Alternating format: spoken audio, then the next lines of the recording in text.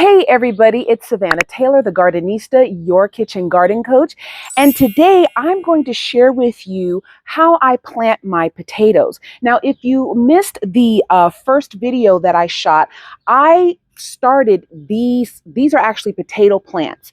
And I started these from chitted potatoes that sprouted on my counter. So chitted potatoes is those potatoes when you see them growing their little beautiful flowers. I think they're beautiful. Some people think they're kind of disturbing.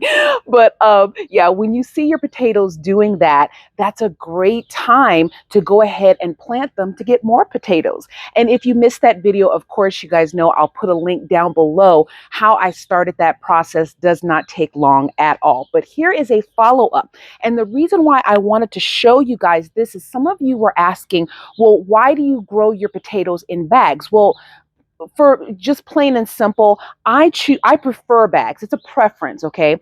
I do know that a lot of people do grow theirs in the ground. However, I don't want to run the risk of bruising them when it comes to harvesting them. So basically what I'm talking about is, when you harvest the potatoes, and this is for those of you who don't know, I know some of you are like, I already know.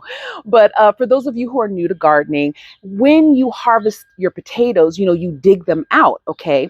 Well, a lot of times what can happen is you might bruise them as you're clawing in the ground to get your potatoes out. And if you bruise them, that's going to speed up their aging process as they cure, because there is another stage that potatoes go through. You can eat them fresh out of the ground if you want to, but for storage purposes, if you want them to last, you do need to cure them. And in the curing process, if they're bruised or scraped and all that, that can age up rotting, and you don't want that. And I will follow up with that.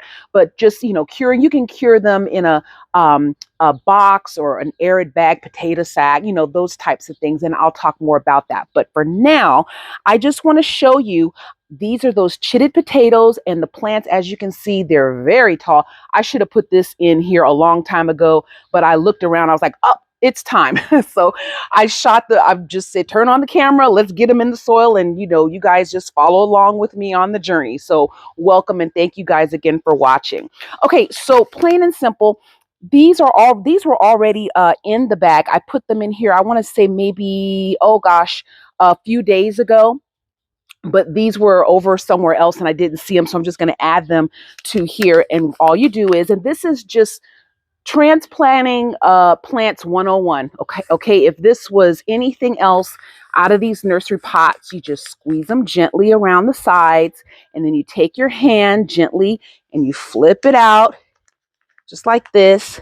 And oh my gosh, you guys know I got to come up close and show you these beautiful roots. Look at that. Isn't that beautiful? Ooh, I hope I'm getting it in the camera. All right. Okay, so then you just take it and look, it ain't hard, y'all. Plop it right on in here and cover it with the rest of the soil. Now, like I said, this was already in here, but I put it far enough over to the side so that if it, had the roots and stuff, I wouldn't destroy the roots when I made a little hole over here. So just be mindful of that if you do it in a similar way. All right. And I'm just going to do it over here, this one on the same side. Okay. Look how tall this sucker is, right? So gently squeezing, taking my hand, flipping it out. Woo, beautiful roots. Oh my gosh. This is great. This is really great.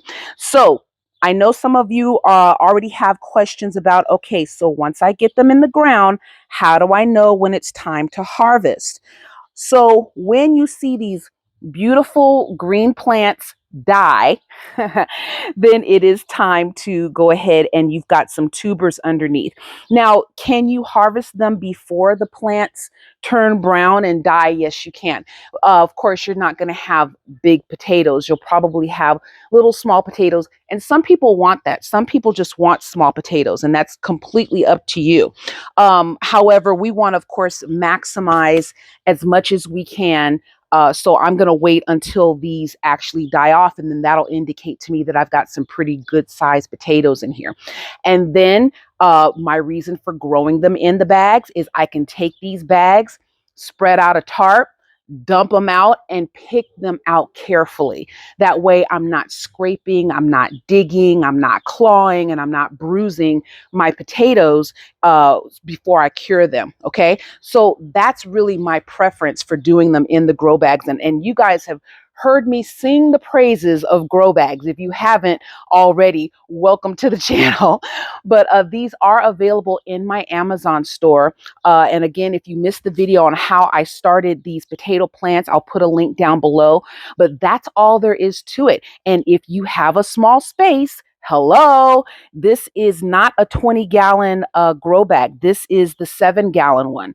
Both of these are. So these will fit easily on a balcony, on a porch, on a little patio, little space in the yard. And again, when these die off, dump them out, pick out your potatoes, and voila. And that's all there is to it. Very low fuss. I love, love, love growing potatoes.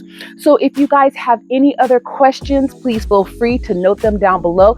If you haven't gotten your supplies for summer, you know, I've got a lot of exciting summer things to grow. I just did a video on 12 things to grow for summer. You definitely want to check out that video. Now is the time to get your stuff in the soil. And again, if you have any questions, please note them down below. And I love to hear from you. So until next time when we grow something else. All right, bye-bye.